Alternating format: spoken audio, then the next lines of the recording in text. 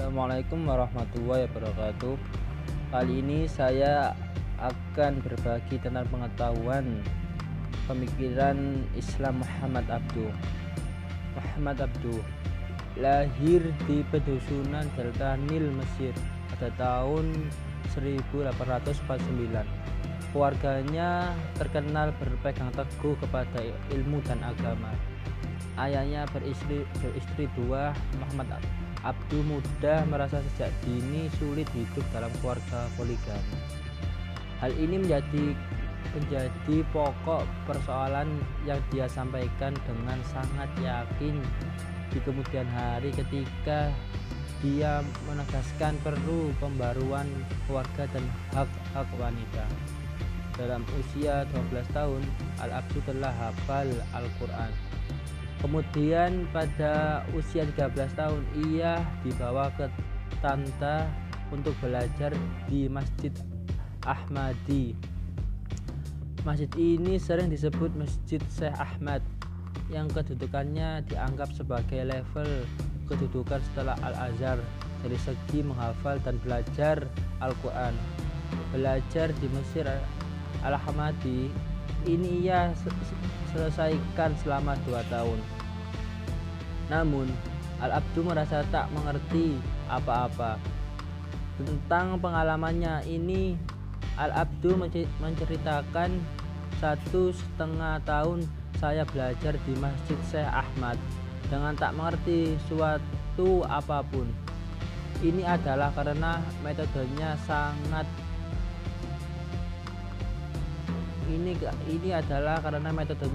yang salah. Guru-guru mulai mengajak kita untuk menghafal istilah-istilah tentang nahwu dan fikih yang tak kita ketahui. Artinya guru tak merasa penting apa yang kita mengetahui atau tidak mengerti istilah-istilah itu. Inilah latar belakang dari pokok pembaruan dalam bidang pendidikan di kemudian hari.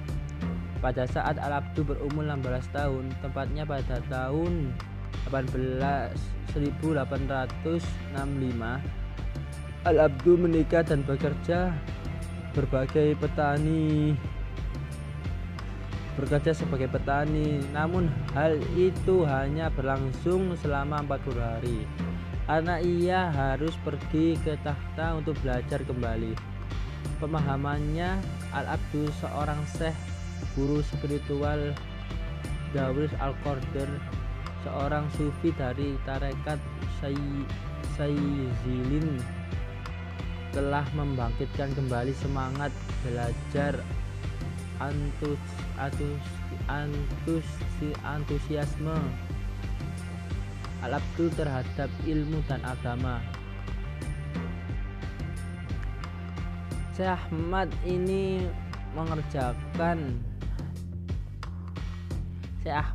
mengajarkan kepada disiplin, etika dan moral serta praktek kezuhudan tarekah. Meski Al-Abduh tidak lama bersama Syekh Darwis, sepanjang hidupnya Al-Abduh tetap tertarik kepada kehidupan rohaniyah, tasawuf, namun kemudian jadikan kritis terhadap banyak bentuk lahiriah dan ajaran tasawuf.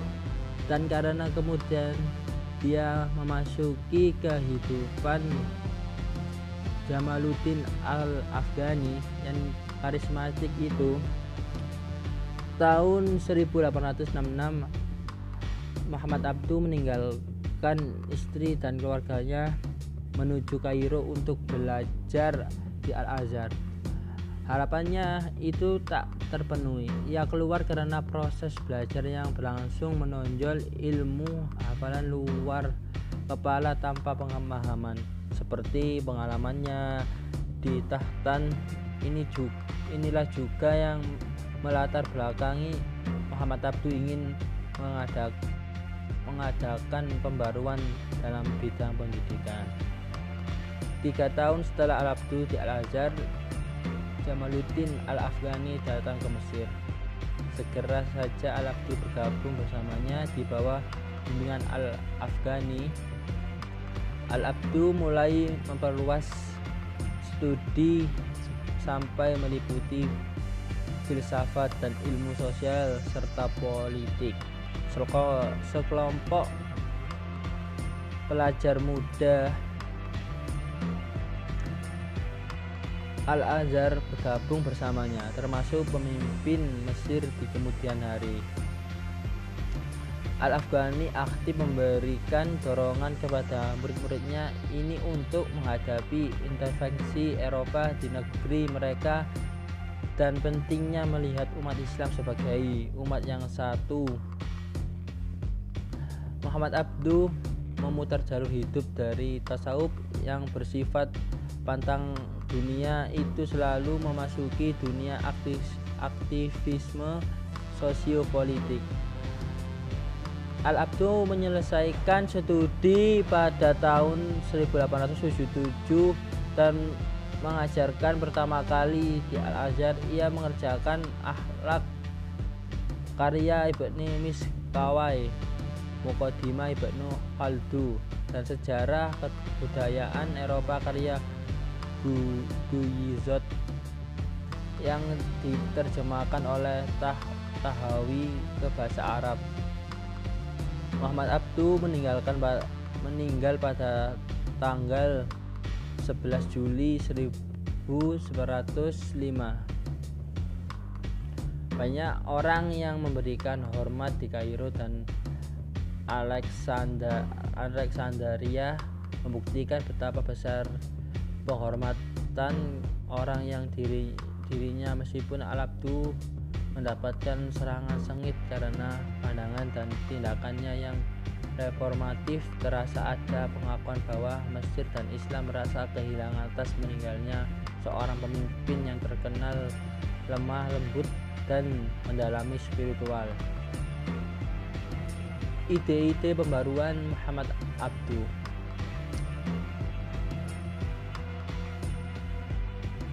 Jumud, faktor utama kemunduran umat Islam. Muhammad Abduh berpandang bahwa penyakit yang melanda negara-negara Islam adalah adanya keracunan pemikiran agama di kalangan umat Islam sebagai konsekuensi datangnya peradaban barat yang adanya tuntunan dunia Islam modern.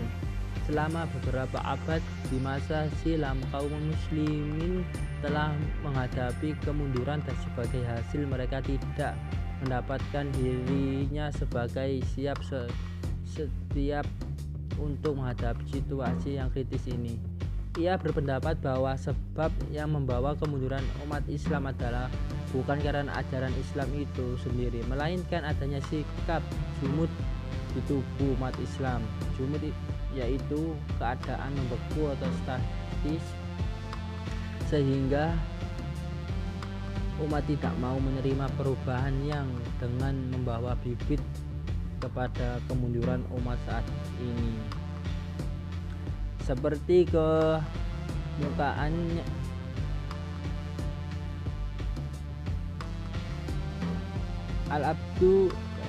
Muhammad Abduh dalam Al-Islam Baina Al-Ihwal Madaniyah, ia menerangkan bahwa sikap jumud di bawah ketubuh Islam oleh orang-orang yang bukan Arab yang merampas puncak kekuasaan politik dunia Islam. Mereka juga membawa faham anisme,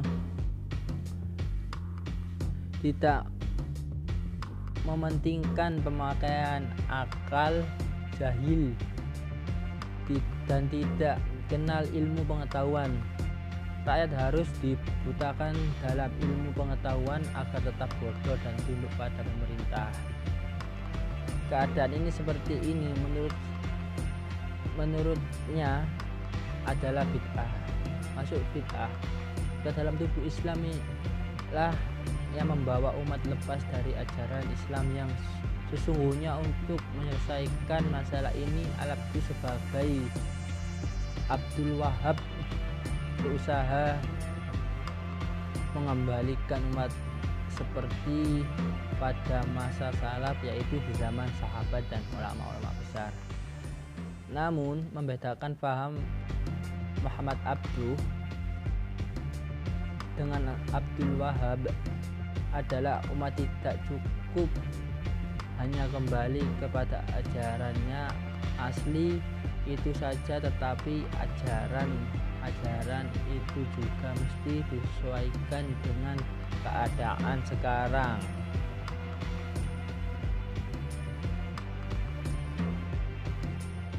Sekian, terima kasih. Wassalamualaikum.